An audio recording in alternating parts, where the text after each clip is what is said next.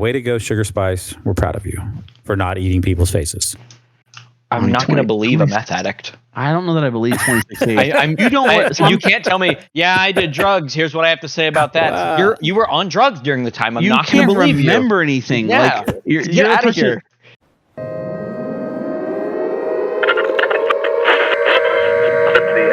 Interrupt your regularly scheduled program for a special news bulletin from our partners in Twisted World. We interrupt your regularly scheduled program for a special news bulletin from Twisted World. So, Cody, you had said something about Avatar. You don't like the movie? No, I did not like the movie ever. Really? When did you watch it though? Like when was the last time you actually sat down and watched the whole movie through? Oh, I mean, probably like last year. Okay, all right. That's what, if you don't mind me asking. I'm just because I rather enjoy it. We just went and seen it in the theater with our wives in 3D. And in 3D, it's pretty cool. What didn't you like about it? Okay. Well, first of all, do we want to talk about how the material that they're looking for is called unobtainium? Yeah. It's great. The gate, you know. That's terrible. That's just lazy. It's kind of like foreshadowing, right? Like, I don't know if you guys know that, like, but it's telling you like, oh, guess what? You're not going to be able to obtain this. It's in the name. So cool. There's that. It's $20 million for a kilo. Something silly like that. Yeah. Something silly. And it just so happens to be on another planet that is like 5 years in a sleep deprivation chamber or in cryo sleep. That's excellent. Okay. What else you got for me, Cody, on that? I want to know. I thought that the concept is cool. Like you kind of go to sleep and you kind of wake up in someone else's body. A little interesting, like sci-fi kind of stuff. I thought that part was cool. It's just kind of like, okay, going into this next movie, like I'm like, no part of me was like, oh, I need a sequel to this. Nothing was left like I was like, oh yeah, I can't wait for the sequel. He wakes up and opens his eyes at the end. I mean, it's just like boom, like now he's in the body. He is the body. Okay. All right. Okay. I'm gonna step in here because I agree. I agree with Cody. The movie itself, to me, it never felt like it ever needed a sequel. Like I didn't feel like, oh God, I needed a sequel. This is Disney going, we can make a trilogy out of it. Let's make it the next Star Wars. Now listen, all in all, the movie, I guess it was 2009. We looked it up when it came out. It is graphically, it's phenomenal. Like the birds, the whole thing. Like I love every bit about it. The story is not all that like unique. It doesn't feel unique to me. I think the unique part about it is the word. Like my wife turns to me in the midst of the movie and goes, "Wait, they're not called avatars?" I said, no, the avatar is what he is doing. He is that's what he gets uploading into, his mind into an avatar, which is basically like essentially like he's playing in a game, but with real biological things that were made from, part of the creatures or the race that they were there and human. But he, that's why it's called Avatar. She's like, that doesn't, what, really? I was like, yeah, they're the avatar. But like that's the coolest part about it is that they uplink like that. But the rest of the movie is kind of like, it was cool. Let me ask you something. Do you guys remember? It may have been a late '90s movie, so Cody probably doesn't remember this. But there was a movie called Toy Soldiers. Oh yeah, where the little toys came to life. One of my favorite movies. The main character. Is that why you're going there? Because the main character in this movie reminds you of the soldier in Toy Soldiers. Like the bad guy.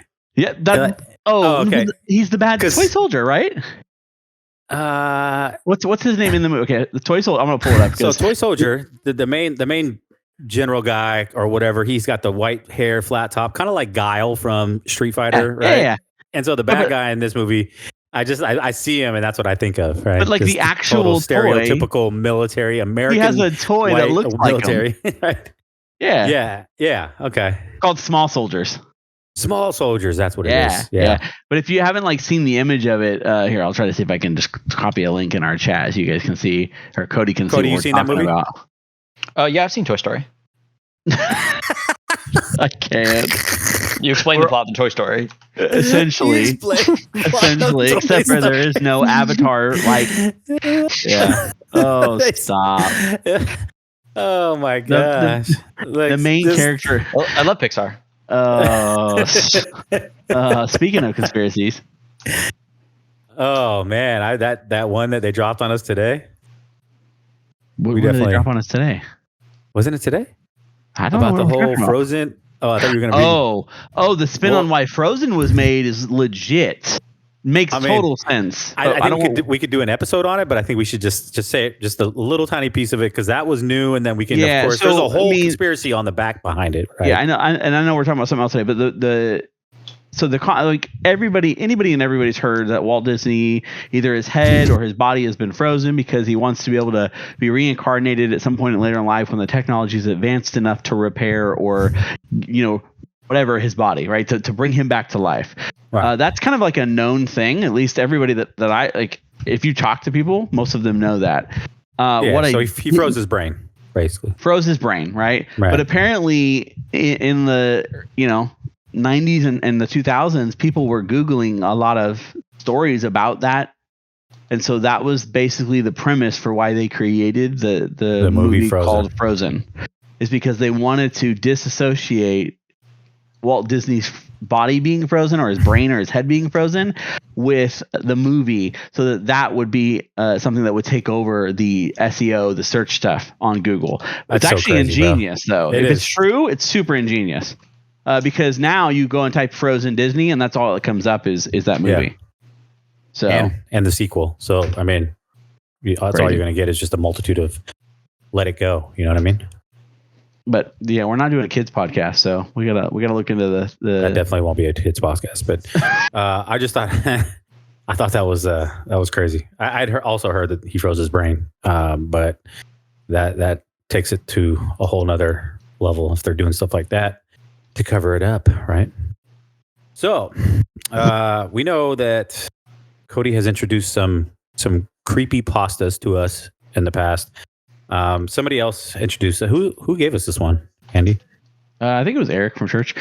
Okay, back to the creepypasta. Can Cody give me an explanation as to why we call it a creepypasta? Because even the term to me, I get the creepy side of things, but why is it called a creepypasta? That's such a weird, stupid word to use. Because it originates from copy paste to copy pasta to creepypasta. That's the origin. Man. So people would say oh, that's a copy. So you remember back, I don't know how familiar you guys with are, but so on YouTube comments or any comments that have replies, I mean, I guess it could be unfortunate too. Mm-hmm. There was a common copy pasta. This is called a copy pasta, where someone would post something, someone would reply with something rude, and then someone would reply with something. Would reply with this. It's a copy pasta. It says, "Do you know who you're talking to? I fought in guerrilla warfare. I have 6 years of blah blah blah." Do you guys know that whole spiel? It's 2 paragraphs long. It talks about how they're in guerrilla warfare. Don't mess with them. No, it's real. You see it everywhere. Everywhere that there's a reply. I mean, I'll try to find it. It's just they have a statement that they say. It's kind of like the rebuttal. Juggernaut. Do you know who I am? You know what I mean? Right. But they write out this whole narrative about some fake person and copy it everywhere, right? Every time you reply to someone challenging or saying something. Navy SEAL copy pasta. Know your meaning. Yeah. This is what it is right here. Let's see. Oh wow, it's very vulgar. What did you just say about me, you little? I'll have you know, I graduated top of my class as Navy SEALs. I've been involved in numerous secret raids on Al Qaeda. I have over 300 confirmed kills. I'm trained guerrilla warfare. Blah, blah. It goes on and on. It's literally so long. It's the longest paragraph you've seen. It's like a biography of someone, right? And it's just it's a rebuttal to someone who made you upset, and it's a copy pasta. So when you have these things that are stories that are commonly copied and pasted on different websites for people to see, these are called creepy pastas because they're creepy stories. They're oh, I remember one time, blah blah blah, and they go into this thing and they copy paste it. It's a copy pasta. It's a creepy pasta. So that's just how it's evolved over the years. That's what a creepy pasta is. Okay. Terrible name. Well, it's terrible. Is it? It describes what it is accurately. I don't know if it's terrible. How does what you just said explain to pasta to me? The word pasta doesn't explain it. Calling it creepypasta doesn't actually explain because why it's from the term. It's from the term copy pasta, which means nothing as well. Well, it would if you were on the internet, if you were on these websites frequently and being a part of the community, you would know that that's what they use to say. It's a funny way to say paste. I understand that people can say things, but the logic behind it isn't. There's an actual creepypasta wiki. There is. That's crazy. Yeah. Anyways, so there's a plethora of stories on here. It's fantastic. I mean, we could just run with all of these. No, let's do this one. Which one is this one? This is the Russian sleep experiment. Yeah, so our buddy Eric, he dropped this on us. He dropped 2 about Russians, but I think we should separate them because I think the other one about the cosmonauts is definitely got enough there that we can talk about that in itself. So this is Russian sleep experiments. So I guess when I saw it, looked like it surfaced in the 2010s is what the data for this popped up. When you're looking at the history of it, I don't know if there's actually any data, but basically the creepypasta, as it said, popped up in 2010 and refers back to, I think, the late 1940s during World War II. After World War II. So keep in mind, Russia, just like America, captured prisoners of war. And so I don't know that these the test subjects were political prisoners deemed enemies of the state during World War II. USSR. Yeah. So during this time, I mean, we all know that the Germans were doing all kinds of sick experiments too, right? I mean, let's just know that the Germans had their things, and we're not even talking about the Holocaust. Like they had chemical experiments on trying to alter human beings and whatnot. Like, what was that? That famous? There's that one famous scientist of the Germans who supposedly like tried mutating human beings and things like that. And there's no true evidence because a lot of those buildings burned. But anyway, so the Russians had theirs, right? And so World War II tail end. World War II ended in 1945, 1946. Yeah. Which one was it? 46? I think it's 46. I don't know. Somewhere in there. So this was at the end of World War II, Stalin, if you guys don't know, Stalin was this massive, horrible dictator. In fact, people, even though Russia kind of flipped sides because Hitler took on Stalin, Stalin was definitely anywhere near better than Hitler. He was just as bad. So they capture these political prisoners and they throw them into a tank or a room per se. And the idea was they were going to lock them in here, close it up for, I believe, 30 days. I don't know that they actually had an intention of how long. It just said that oh no, you're right. Sorry. The test subjects they were going to submit them to and they put gas into the chamber to keep them from sleeping for up to 30 days. That was the intention, was 30 days. And then they would free them. They were going to let them go. It was test subjects. They were just going to see what happened. So they pumped gas into it. I was trying to figure out if it was a specific kind of gas, but I could not find. It just says that they turned gas on. Well, it was gas that would keep them from going awake. To sleep. Or keep them from going to sleep. So the idea was to keep these guys awake for 30 days.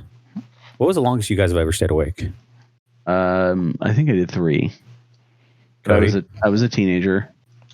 I did it intentionally. I did. It's after 5 days, it gets really hard to know what day you're on. Have you done 5 days though? I was just gonna say, what the heck? So I want to say 6, but I honestly can't tell you after 5. I don't know. Okay, so for our listeners, Cody has never done drugs. Right? Doesn't drink, do drugs or anything. So we're curious, how the heck did you stay up for 5 days, bro? So during COVID, was it like I think this is in 2021. This was recent. This was very recent. Oh, I'm dead serious. So I think I had recently gotten COVID. This was This is the first time I got it? Yeah, this is the first time I got it. It was at the end of 2020. It was like December of 2020. So first time I got COVID, and I was I had it, and I didn't have like crazy like symptoms, although I was super anxious though. I noticed like a huge spike in anxiety. Like I had like overwhelming amounts of anxiety to the point where I couldn't sleep. And like so whenever I would try to go to sleep, like I would get just like I would get that feeling of I'm about to go to sleep, but then I'd be shocked. It's almost like I had shock treatment. I would get shocked like from my stomach all throughout my body, and then I would be awake, and I would be like, okay, well, can't go to sleep, and that would happen all the time. It was terrible. It was like torture, and it freaked me out because I didn't know like how long I was going to be able to keep that up, and I literally like did not sleep for this stint of what seemed like so long. And what it was because I had COVID for like a month and a half or something like that. My symptoms didn't go away for a month and a half, but there was a stint in there where I had really bad trouble sleeping, and there was a period where I did not sleep for about 6 days or so. And so it was just it was really bad. You start hallucinating, and it's like, and that freaks you out more, and that fills more anxiety. So that also like it gets this process. I haven't told anybody this before, but I had to like go, and I had a doctor's appointments where I went to doctors, and I was like, I need you to prescribe me something that will get me to sleep because I'm going insane, and I need medication. I need to be medicated. And they were like, what? They were like, we don't really think that's a good idea. And I'm like, I'm literally taking Benadryl to get drowsy enough to go to sleep. I don't know what else to do. And it's not working. That's the problem, is it wasn't working. And I was like, I'm taking melatonin and freaking tea. Oh man, melatonin makes Benadryl. Is the opposite, bro. We all know that. Dude, you don't take the amount you're supposed to.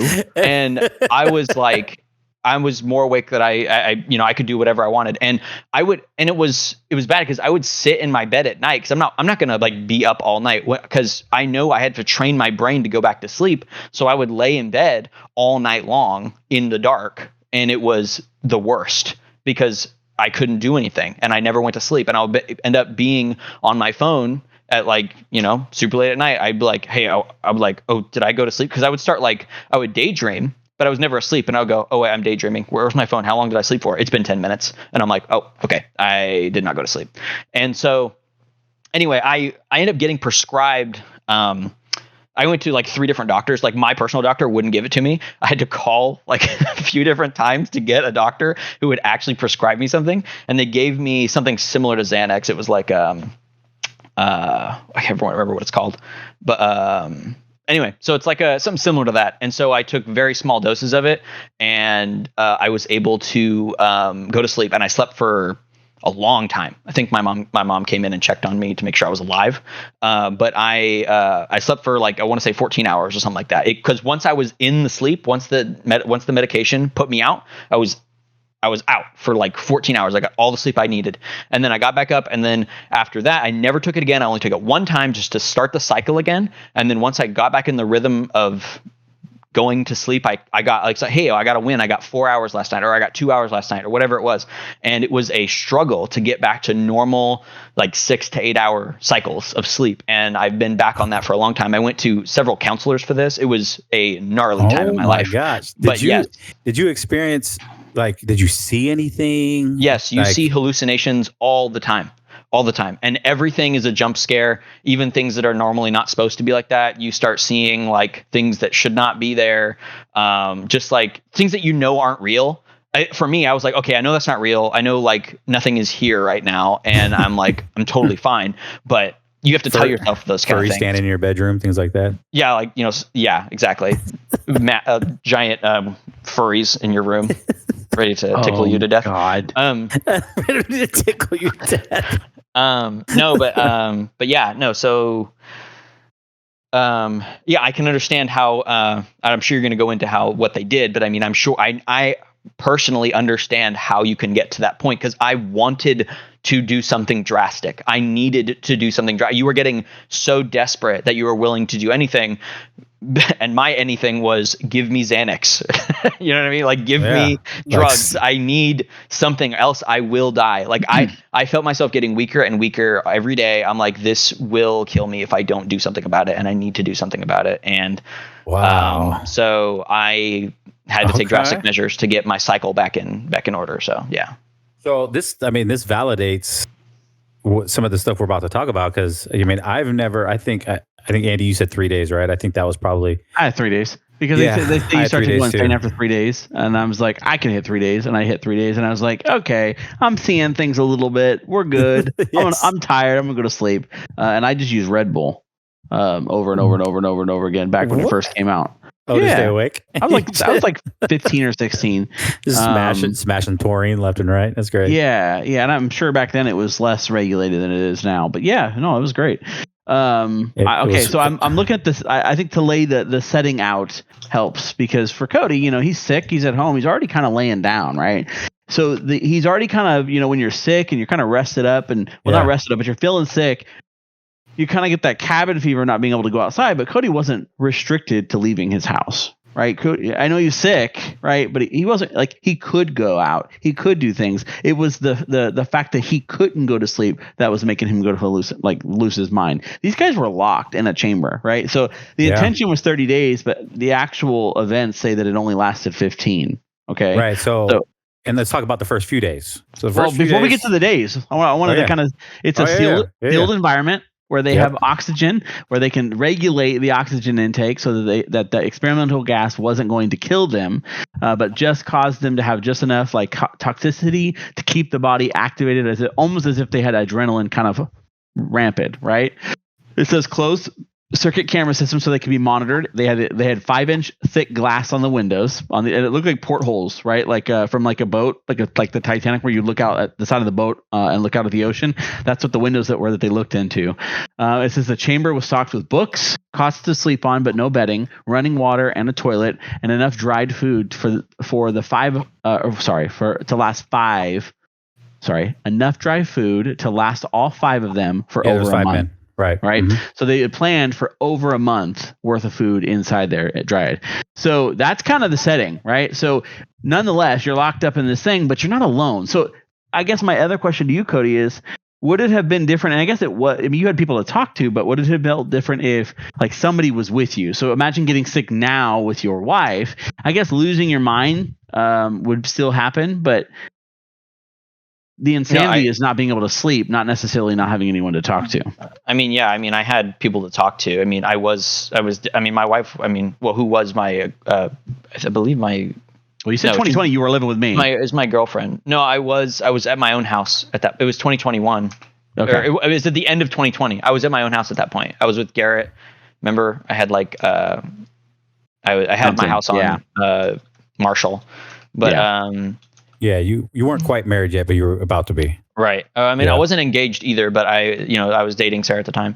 But she would come over, even though we both had COVID, and then you broke the rules. We broke the rules. He got COVID from Sarah. That's who did it. Blame Sarah. Probably. Yeah. And then my family, I was there, like Garrett was with me. I had my folks were there too. I could go over to my mom and dad's house and everything. So it wasn't that I didn't have any people to talk to, but if I didn't, I probably would have took the same amount of steps, but I don't know if I would have been able to get as back to normal as possible. I guess that's my point. So these are 5 guys that are in a chamber together going through the same exact experience. So at least you had people in your life that weren't sleep deprived and going on 5 days of no sleep. It may have helped you keep a little bit sane, even though you were seeing crazy things. But imagine all 5, imagine 5 different people, me, you, Cody, the 3 of us, a couple of guys we know, locked in a room, not being able to sleep for 5 or 6 days. It wouldn't be a pretty. For me, I think it made it worse for people not knowing what I was going through. Like, they had no idea what I was how, to the degree I was talking about. Maybe. They're like, oh, you just need to get some shut eye. And I'm like, no, I'm literally going insane. I don't know how else to tell you that. I am bonkers right now. Like I say maybe if we've read through the rest of this and what's about to happen in this thing, I don't know that people in the same scenario with you are the best people to have around you. But I hear you. At least in the beginning, they would be some sort of support. It's sympathy, or at least they could be like, yeah, me too, bro. These people are like, you're fine. And I'm like, but I'm not. I'm not. You have no idea. I've been awake for like 72 hours at this point, and I have not slept, and I get to listen to you guys sleeping, but I don't get to sleep. And it's like, oh, it's terrible. So do you think that there's lasting effects?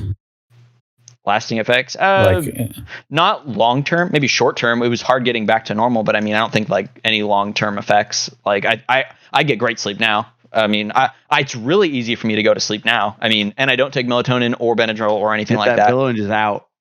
My wife was taking. You don't have any like secret special friends or anything that nobody else sees, something like that. No, I do not have schizophrenia. Okay. No.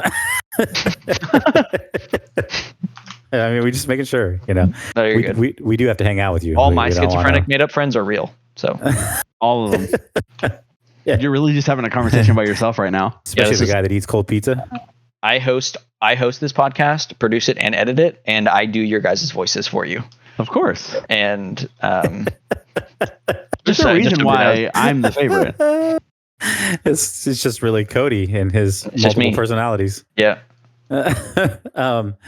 So, are we? I want to get into the days. Was there? So, Andy, you talked about the room; it's sealed in.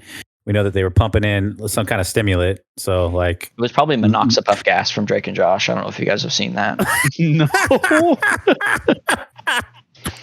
Monoxapuff? Is that what you just said? Yeah, monoxapuff gas. Go ahead and look it up. I'm gonna look it up. But what a rabbit hole! I'm curious of what comes up when you type in monoxapuff gas. Should you be? I mean, for all my Drake and Josh fans, you know what I'm talking about. It's probably monoxapuff gas. Sounds right to me. It doesn't even come up. Can't find it. Probably spelling it wrong. Probably. Well, yeah. Because they spelled it. Google Drake and Josh. I did. Monoxapuff. Oh, you did? Nothing came up? Yeah. Monoxapuff. I spelled it right. Okay. It's called Monoxapuff. Yeah. Yeah, the monoxapuff gas. I had to type in Drake and Josh for it to come up. But anyways, stupid. It's the Drake and Josh the episode, the Drake and Josh this stuff like this makes me cringe when you know these types of things, but you don't know nothing about like actual good movies. Oh, like Avatar?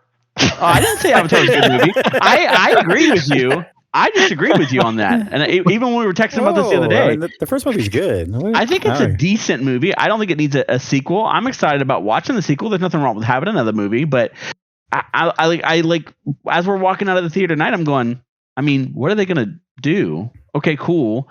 You saw a little snippet. If anybody that goes to see the one in the theaters now, they do a little like before the credits thing at the end of the movie. Yeah, they give you a taste. They give you a taste, but it's not like a teaser, really. It's just like an actual clip of the movie.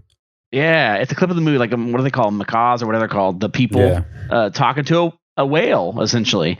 And we've not seen the ocean. I mean, so, okay, cool. So we're going to explore parts of Pandora that we didn't explore.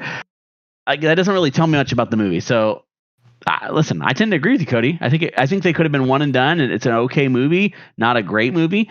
I think it's crazy that it's the most profitable movie of all times. That to me, I find highly Avengers crazy. Passed it up. I don't believe it did because it came back in theaters. Wow. It's internationally, first off. Avatar, I don't think it ever got beaten. It got beaten in the States, but I don't think it got beaten internationally. And now that Avatar is coming back in theaters, it adds to that total. Yeah. So, anyways, I still think it's crazy that would beat out Endgame, because Endgame is fantastic. Yeah, no, I agree with you on that one. So, the Russians were pumping in monoxapuff gas from Drake and Josh. Right, and make sure eyes bleed. Go ahead. Excellent. Really? Yeah, that's what monoxapuff gas does. I'm familiar with Drake and Josh. I've never watched it, though. Really? I only know what it is because. So basically, what's happening on this episode is season 3, episode 1, and so Drake and Josh are like, you know what we should do? We should host a bed and breakfast, and so they start they invite all these people. They host a bed and breakfast. I think it's to cover up for I don't know. They did something mischievous. Now they got now they host an inn. Or anyway, so basically they they have all these people. They're having a toga. All the people are like overrunning the house. It's a huge mess. So they find out, oh, we're way over ahead.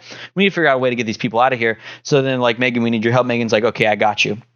So she makes this like concoction, and then they put it through the ventilation system to pump it downstairs from upstairs, and it's just like this green gas. And then they have Josh go downstairs, and they're like, "Look, it's the monoxapuff gas," and they're like, "Oh my god!" Like, it makes your eyes bleed. And then everybody like runs out of the house. That's how they get them out of the house. It's monoxapuff gas, and that's how monoxapuff gas. That's great. Kids show. They're poisoning people. That's fantastic. Yeah. Thank you, Dan Schneider. Oh man! So the Russians pumping in monoxapuff gas. Monoxapuff gas, yeah. So it's a stimulant. So whatever it is, I mean, they're pumping it in, much like probably meth or whatever. And meth. Wow. Yeah. Well, I mean, German scientists were the ones that basically designed methamphetamines. Is how they kept the German soldiers awake for days on end fighting. That's cool. So I'm sure the Russians got their hands on it. They're like, hey, let's try this on some people. So they're pumping this stuff into this gas chamber or this room. Like Andy says, they feed them. They gave them everything to live. It's not like they just completely stripped them of everything. The only thing they did was deprive them of sleep. Says the first 4 days, they were completely fine, talking to the researchers, normal. There were, I guess, secret two-way mirrors so that they could monitor them, and all normal actions for the first 4 days. On the 5th day, the prisoners started showing, complete signs of stress and paranoia, stopped talking to one another, and only whispered into the microphone every now and then. And then on the 9th day, or by the 9th day, things started to progressively get worse. 2 of the inmates started to run around the chamber and scream so hard that their vocal cords popped or broke, I guess. So they're just screaming bloody murder, running around in a circle. So I'm glad you didn't get to that point, Cody. Yeah, I mean, think about it. I was only like a couple days from that. So, I mean, if that gives you any idea of where I was mentally. You were almost there. Dude, I'm telling you. I was begging the doctors. Pure panic. He's like screaming at the doctors. I was like, please.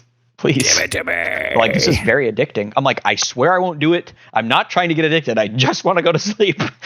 And they're like, okay, fine. But don't take more than one. And I'm like, okay. They gave me like 6. I'm like, no, I'm not doing that. Oh, I popped all 6. I popped all 6. But then instantly, I guess at one point, the screaming just stopped immediately in an eerie silence. So at that point, I guess that was day 15. And that's when they finally said, okay, we got to open up the chamber. Oh, and I guess somewhere along the way, they covered up the two-way mirrors and the windows. Is that...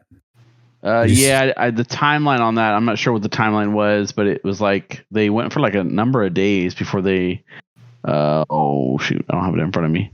But anyways, yeah, I want to say it was like by day 8, they covered the mirrors and made it to where they couldn't observe them anymore, and the cameras, I believe. And in the process of doing that, it was enough to it continued to monitor them, I think, for another 5 days before they went in to try to identify what was going on. So the guys inside, I guess that's who covered it up, right? Yes. They covered up so that the researchers couldn't see anything, and they gave it a few more days just listening to them, and then finally opened it up. Correct. So did you see what they found when they opened it? Well, I've only seen the lore, the videos, but I'll have that in front of me. This is what the article says. Okay. One of the prisoners was dead, so there was 5. So one's down. Okay, so we have 4 left. All of them were severely mutilated, with their flesh torn and abdomens ripped open. They also had seemed to have eaten their own flesh. So 4 of them alive, and they're eating themselves. And this is what day? Do you know what day this is? Day 15. Day 15. Okay. So they've made it 15 days. Well, and they don't know when again, because like you said, I think day 8. They do, because as of on the morning of day 14, the researchers were able to identify, based on the oxygen consumption levels in the chamber, that all 5 must still be alive. Even though they couldn't see them, they can tell based on the consumption of the oxygen within the chamber that 5 individuals were breathing. But is it possible that if they were severely mutilated and wounded, that they were breathing in more oxygen than normal? Yes, but so they that also the 5th may have been dead for a while. They also said that, so there was a point in time, and I don't know what day it was, but there was a point in time where they opened the door, and in the attempt, like one of the I don't want to call it a creature, one of the people in there speaks to them and says something to where they all kind of run out and lock the chamber behind them. One of the researchers actually stays behind to see if he can identify what happened. And it's at that point that you start to identify that they said that even though they had eaten themselves, that they were still alive while doing it. So it's possible that they would take up more oxygen. I mean, that's you just have to basically base it on an assumption. Well, I mean, when you experience severe pain, your heart rate increases, and so does your oxygen intake with it. So that's all I'm saying is because again, if they covered up the windows at day 8, or 9, whatever way it was, we don't know when at that point all of this started taking place, the mutilations, because they said it was a eerie silence from day 9 to 15, according to this article. Right. So on day 14, it says they open the door. When they go to open the door, they announce, "We are opening the chambers to test the microphones. Step away from the door and lie flat on the floor, or you will be shot. Compliance will earn one of you immediate freedom." To their surprise, they heard a single phrase with a calm voice respond, saying, "We no longer want to be freed." Yeah. Debate broke out amongst the researchers whether or not they should open the chambers. I think they went ahead and opened the chambers, and that's when they found what they found. I think I recall one of the individuals actually replied to them. The only one that they couldn't identify him. That was the thing. So much had happened to the flesh, they actually could not identify any of them left. Yeah, any of them left, and the one that was left in the. But before you say that, because I know what you're about to say, and this is that's the creepiest. Well, I think part of the whole thing.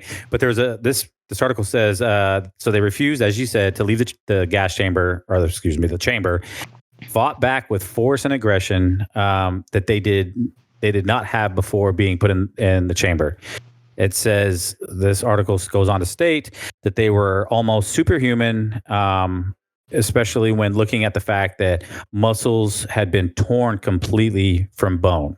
Now, they didn't have any instruments in there. They didn't have anything to cut this stuff.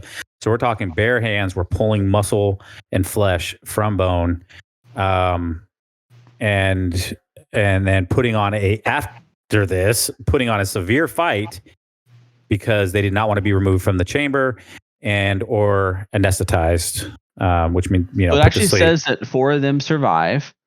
One of them in this altercation that happens, one of them ruptures his spleen and dies on the spot.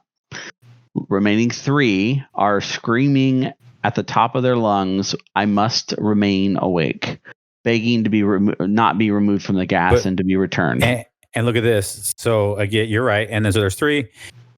It says this, even after it says the surviving prisoners continue to show extreme strength and incredible resistance to drugs and sedatives.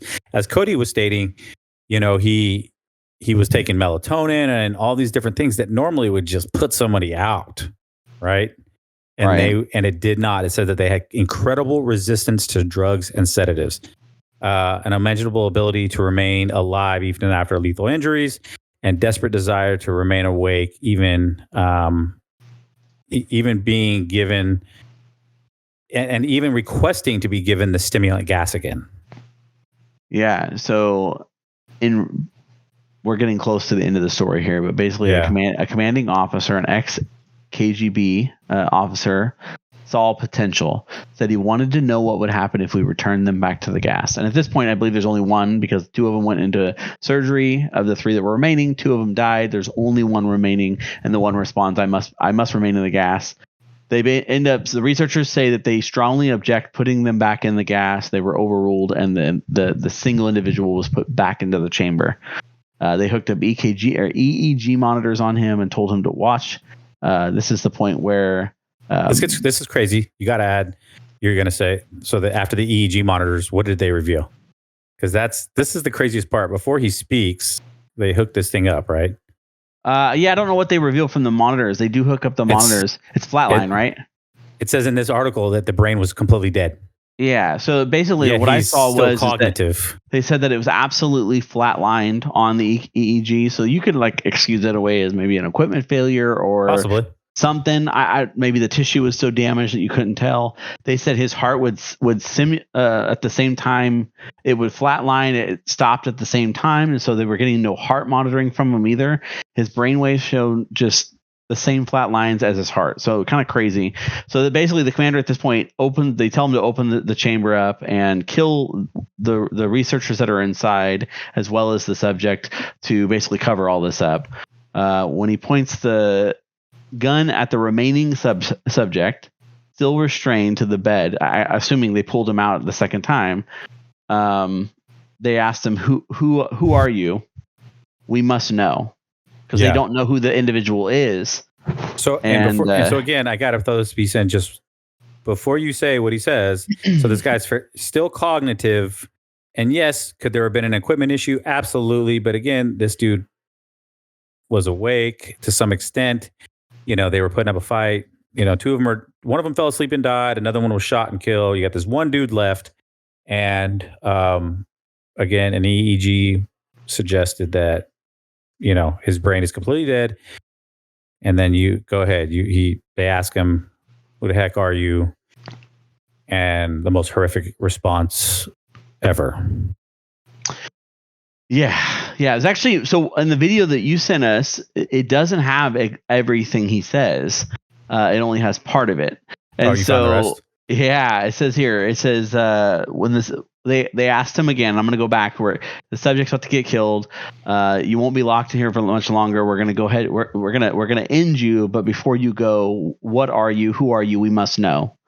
And it says the subject turned to them and smiled and said, have you forgotten so easily? The subject asked. Who are you? We are the madness that lurks inside all of you, begging to be freed at every moment in the deepest animal mind. We are what you hide inside, we are what you hide from inside your beds every night. We are what sedate you in silence, paralysis when you go to the nocturnal haven where we cannot tread. Ugh. And at the end it says, we are the evil that presides within your mind. And it says the researchers paused and then shot it and killed him. He had to go. And then it says at the last, before it completely died out, it just turns and says, so nearly free. Creepy. But so you never know who the individual is, or they never know who the individual is that they're killing. 4 of them make it to the end, but in the struggle, one of them dies. And the struggle is not to get out, not to defend themselves, but it's literally a struggle not to leave. They've been in there so long, and this is actually at the tail end of day 14, so going into day 15. They've been in there so long that they don't want to come out. They don't want to be a part of it. They've become something different, essentially. And so therein lies the story on, is this insanity to where their minds have just cracked? Is it, dare I say, possession, or the body died, but yet it didn't? The brain died, but the body's still alive, and so something was able to possess it. I mean, because that's what it sounds like to me. It almost sounds like demonic, right? It almost sounds like highly demonic. There's something, that you allow your body to get to a point where it's so, disconnected from reality that you open yourself up to something else, and something else got its way in, and here we are. I don't know. I mean, Cody, what do you think when it comes to this type of stuff? I think that part is why it's a creepypasta. It's that there's, some truth in this, but I don't think that part's necessarily true. Oh, I'm sure the dialogue isn't. I think it adds to the value of the creepypasta, right? To give it some weight and feeling. It makes you feel eerie. I'll tell you that now. Yeah. Oh. So I guess, the torturing piece was definitely feasible, but you're saying that You don't think that maybe the guy died 4 days before that, or they all died and then they became, some zombified demonic being? And maybe Cody can elaborate on what he's trying to say, but sounds like Cody was on the verge of becoming that for me. Sounds of it. Well, I think when I look at this, I think because again, I play skeptic on all this stuff, right? And I'm no like sick, twisted, demented person that was like, oh god, this would be dope if it was real. But the reality is that there may be some truth to it. That's usually what makes the best creepypastas, is that maybe there was an experiment, right? There's enough books out there and there's enough movies. Like if you haven't Googled this, like on IMDb alone, there's like 6 movies that were made off of this concept. So regardless if it's true or not, it's one of those things that maybe there was experimenting done, and sleep experiments aren't anything new. They're not something that we've never seen before. But the results of this are what is crazy and what's new, right? The idea and the setting that, these individuals were told that you will be free if you can just make it to 15 days, or 30 days, right? You're just going to be in here, no sleep. We're going to do an experiment on you. And at the end of 30 days, we'll let you go. I think that they add in the World War II stuff. I think they add in, the stuff like that to kind of give foundation to the story. I don't know that there is really foundation in that, but essentially there could be. But I think the dialogue, I think to Cody's point, and maybe he can elaborate a bit more, but to Cody's point, the dialogue only affirms the story is creepy, more or less, rather than giving it and making it concrete. I think it's possible to say, oh, hey, we're going to do a 30-day challenge. Guys made it 15 days. And after, 14 days, they went in and were able to identify that these men tore themselves apart and killed each other. I think that ending the story right there, I would probably be more inclined to believe it. Yeah. But yeah, and there's people in the Guinness World Records that have gone, like some guy, I guess, went 11 days or something like that. Didn't go 15. And they're like, but he didn't become a cannibal. And I'm like, okay, you're right. However, these guys, 15 days, not 11. So this guy's, the longest recorded was 11 days. These guys supposedly went 15 in a chamber, but we're also pumped with stimulants. So remember that when you're being pumped, you're not just staying awake at this point. Like this guy with the 11 days, that he was monitored, he was kept healthy, like proper nutrition, the whole works, but stayed awake for 11 days.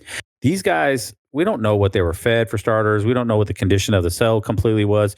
And on top of it, they do know that they're prisoners and they're trying to just stay awake so they can get it for released. So that's already mental stress in itself. And then on top of all of that, you're pumping stimulants, which have you guys ever seen a methamphetamine addict after like staying awake for 6 days? Like wired. Like you look into their eyes and they don't look like they have a soul, right? It's just something is not there. So that plays a whole nother level to what these guys were going through. So is the cannibalism and all that stuff feasible? Yeah. Now, what the guy spewed out of his mouth as far as verbiage and all that later, who knows, demonic or just completely and utterly insane at this point. That's to be decided, I suppose. All right. But I don't know. That's why I asked Cody, like, if he had any lasting effects. What do you remember seeing? Things like that. Because these guys clearly were going through it. Yeah, they were going through it. Yeah, I don't know. There's just some parts of that story where I feel are like heavily fabricated. They couldn't identify them. I mean, really? Can't identify them? Because it's like we have so many different ways of identifying people. I mean, their teeth. Well, now fingerprints. Essentially, the story's from 1946. But yeah, I hear you. If we were going to go back then, probably don't have all the stuff we need back in 1945. But I would assume you would put them in certain clothing. You would, I don't know. You'd have some way of identifying these people that are prisoners. Yeah, I mean, I just think they're not very good scientists if they can't identify like a body. I mean, call me crazy, but I mean, if they're at that level doing like experimental crap, hold on. If they can't identify a person. Do you remember the bath salt incident in Florida?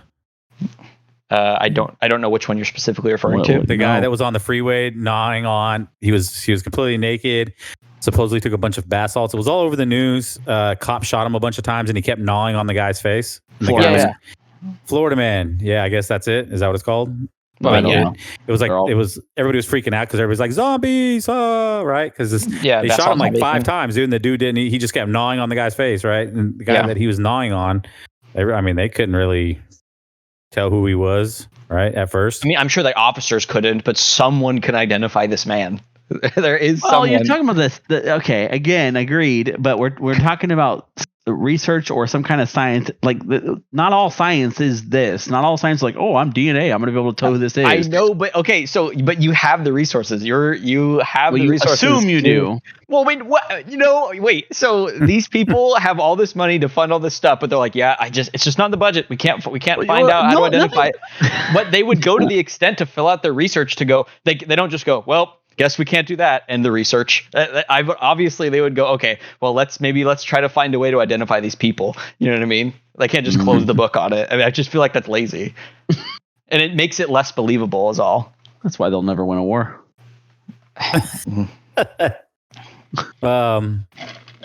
So, but I guess the question is did the experiment happen, and to what extreme level did this take place? Because I mean, there have been a multitude of different Soviet secret experiments that were the Soviet Secret Service all the way up into the 80s before the USSR came crumbling down that were found, even including one called the Soviet Secret Service Poison Laboratory, where they were trying to test odorless poisons and gases on human beings, right? To create biological weapons. So human experimentation, highly rampant in the Soviet Union.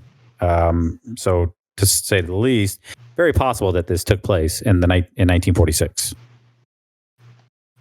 And the Soviet Union did also find like 3 times the amount of the German laboratories that the U.S. found after Hitler fell and everything like that.